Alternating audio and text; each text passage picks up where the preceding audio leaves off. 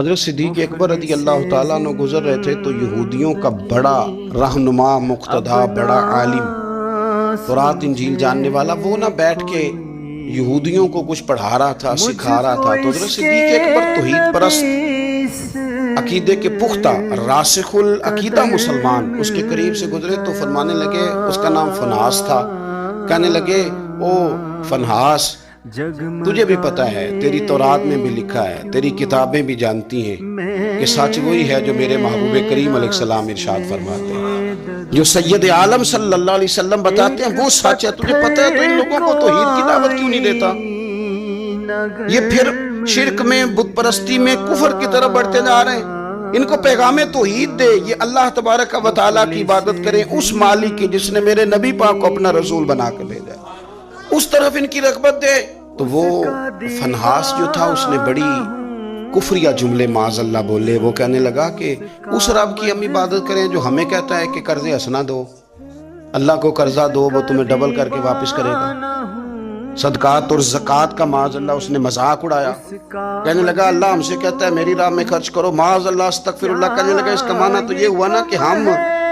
غنی ہیں اور اللہ فقیر ہے۔ ہر سوال کے جواب میں دلیل نہیں ہوتی، کچھ لوگ جو ہوتے ہیں ان کا علاج کچھ اور بھی ہوتا ہے۔ جب اس نے رب کی شان کے بارے میں یہ بات کی نا تو حضرت صدیق اکبر نے پھر ایک زور کا تماچا اس کے منہ پہ مارا، حضرت صدیق اکبر نے تھپڑ مارا۔ اب وہ چونکہ ان کا بڑا مقتدی تھا، پیشوا تھا،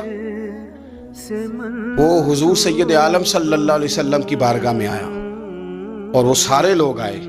نے آ کے کہا جی ابو بکر نے تھپڑ مارا ہے، تو نبی کریم صلی اللہ علیہ وسلم نے فرمایا بلائیے ابو بکر صدیق کو، حاضر بارگاہ ہوئے، آپ نے تھپڑ مارا ہے؟ کہا حضور مارا ہے، بالکل مارا ہے، کیوں مارا ہے؟ یا رسول اللہ صلی اللہ علیہ وسلم اس نے یہ کہا تھا معاذ اللہ کہ اللہ فقیر ہے ہم غنی ہیں، میرے رب کریم کی شان کے بارے میں یہ کس نے جملے بولے تو میں نے مارا ہے تھپڑ۔ حضور نے فرمایا تو نے کہا ہے؟ کہنے لگا جی میں نے تو کہا ہی نہیں، میں نے تو نہیں کہا۔ اس کے جتنے لوگ تھے ان سے کہا بھی تم موجود تھے، اس نے کہا ہے؟ وہ کہنے لگے جی نہیں اس نے تو کہا ہی نہیں۔ عوام مسلمان تھا ہی کوئی نہیں جو جناب صدیق اکبر کی گواہی دے، جو صدیق کی صداقت کے لیے کھڑا ہو، تھا ہی کوئی نہیں۔ جب وہ سارے کہنے لگے جی نہیں کہا ہی نہیں، یہ معاذ اللہ غلط کہہ رہے ہیں، کہا ہی نہیں، جب وہ سارے مکر گئے تو رب کریم کے قرآن نے بولنا شروع کر دیا۔ یہودی مکر گئے اور جناب صدیق اکبر کی گواہی جب بندوں میں سے کوئی دینے والا نہ رہا تو مالک نے فرمایا میں جو گواہ ہوں ابو بکر صدیق۔